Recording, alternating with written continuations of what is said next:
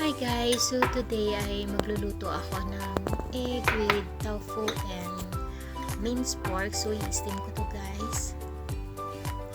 So ayan, na-slice ko na yung tofu. Then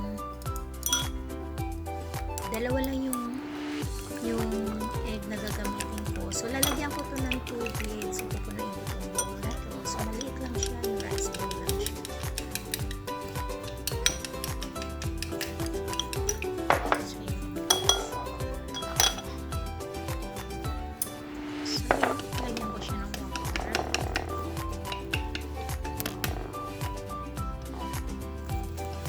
So, pwede nyo siya lagyan ng chicken stock kung gusto nyo.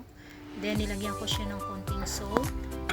So, depende sa inyo guys kung gusto nyo lagyan ng pampalasa like chicken powder or either instead of water, chicken stock yung gamitin nyo. So, sa akin, plain water lang siya. Then,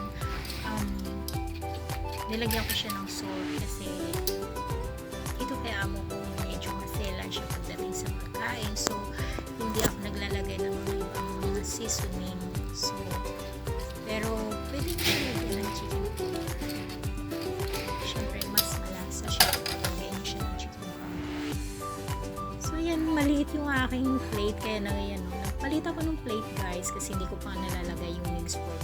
Then, yung minced pork is minarinate ko to sa light soy sauce. Then, sugar, white pepper.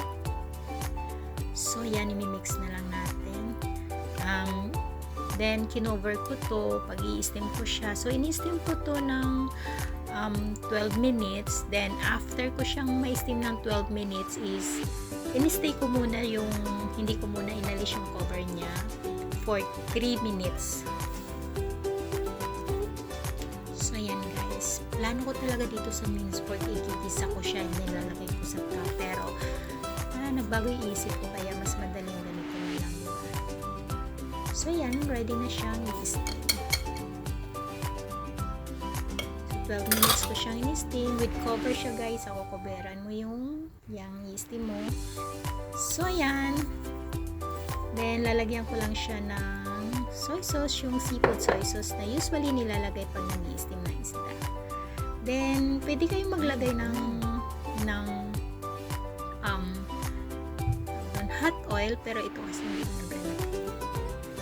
So, yan guys. Thank you for watching. God bless!